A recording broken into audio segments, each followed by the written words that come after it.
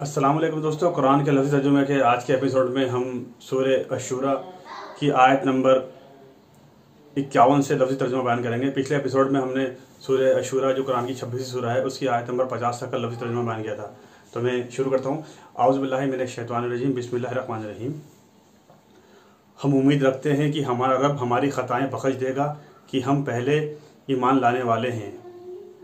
और हमने मूसा अलैहिस्सलाम की तरफ वही की कि रातों रात मेरे बंदों को लेकर निकल, बेशक तुम पीछा किए जाओगे, तुम्हारा ताक़ुब होगा।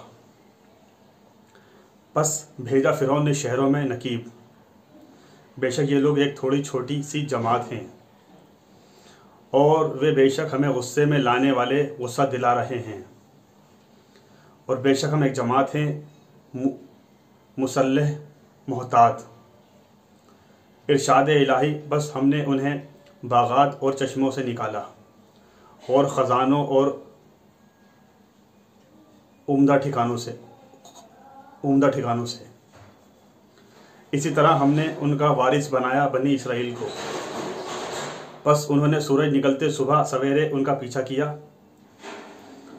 बस जब दोनों जमातों ने एक दूसरे को देखा तो मूसा अलैहिस्सलाम के साथी कहने लगे, यकीनन हम पकड़ लिए गए।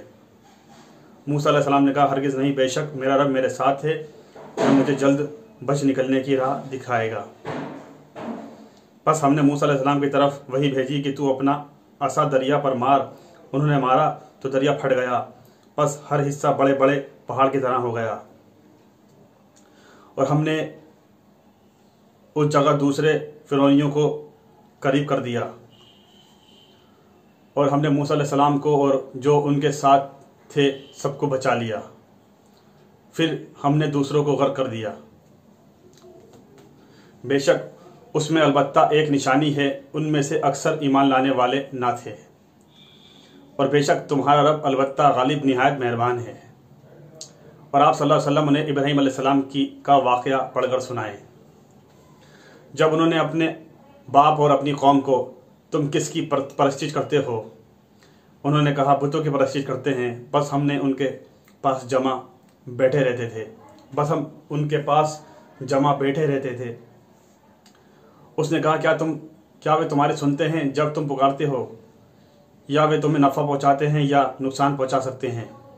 वे बोले, नहीं तो, बल्कि हमने अपने बाप दादा को इसी तरह करते पाया है। इब्राहीम अलैहिस्सलाम ने कहा, बस क्या तुमने देखा, गौर भी किया कि तुम किसकी परस्तिश करते हो और तुम्हारे पहले बाप दादा? तो बेशक वे मेरे दुश्मन हैं सिवाय सारे जहानों के रब के। वे जिसने मुझे पैदा किया, बस वही मुझे राह दिखाता है, और वही है जो खिलाता है और वही मुझे पिलाता है। और जब मैं बीमार होता हूँ तो वे मुझे शिफा देता है। और वे जो मौत से हमकिनार करेगा फिर मुझे ज़िंदा करेगा। और वे जिससे मैं उम्मीद रखता हूँ कि मुझे बदले के दिन मेरी ख़ताएँ बख्श देगा। ए मेरे रब, मुझे हुक्म और हिकमत अता फरमा और मुझे नेक बंदों के साथ मिला दे। और मेरा ज़िक्र खैर जारी रख बाद में आने वालों में। और मुझे नेमतें वाली जन्नत के वारिसों में से बना दे। और मेरे बाप को बख्श दे, बेशक वे गुमराहों में से है। और मुझे उस दिन रुस्वा न करना जब सब उठाए जाएंगे, जिस दिन ना काम आएगा माल और ना बेटे, मगर जो अल्लाह के पास सलीम बेऐब दिल लेकर आया। और जन्नत परहेज़गारों के नज़दीक कर दी जाएगी। और दोज़ख ज़ाहिर कर दी जाएगी गुमराहों के लिए। और उन्हें कहा जाएगा कि वे जिनकी तुम परस्तिश करते थे, अल्लाह के सिवा क्या वे तुम्हारी मदद कर सकते हैं या खुद बदला ले सकते हैं? बस वे और गुमराह उस जहन्नम में औंधे मुंह डाले जाएंगे, और इब्लीस के लश्कर सब के सब। और वे कहेंगे जबकि वे जहन्नम में बाहम झगड़ते होंगे, अल्लाह की कसम, बेशक हम खुली गुमराही में थे और हमें सिर्फ मुजरिमों ने गुमराह किया। बस हमारा कोई सिफारिश करने वाला नहीं और ना कोई गमख्वार दोस्त थे। बस काश हमारे लिए दोबारा दुनिया में लौटना होता तो हम मोमिनों में से होते। बेशक उसमें अलबत्ता एक निशानी है और नहीं है उनमें से अक्सर ईमान लाने वाले।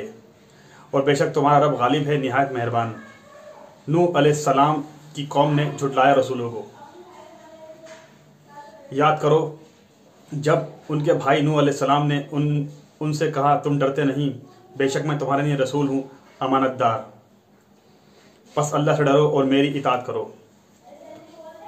मैं इस पर तुमसे नहीं मांगता कोई अजर, मेरा अजर तो सिर्फ अल्लाह रब्बुल आलमीन पर है। बस अल्लाह से डरो और मेरी इताअत करो। वे बोले क्या हम तुझ पर ईमान ले आए जबकि तेरी पैरवी रज़ीलों ने की है। नूह अलैहिस्सलाम ने कहा मुझे क्या इल्म है वे क्या क्या काम काज करते थे, उनका हिसाब सिर्फ मेरे रब पर है अगर तुम समझो। और मैं मोमिनों को अपने पास से दूर करने वाला नहीं, मैं तो सिर्फ साफ तौर पर डराने वाला हूँ। बोले ए नूह अलैहिस्सलाम अगर तुम बाज ना आए तो ज़रूर संसार कर दिए जाओगे।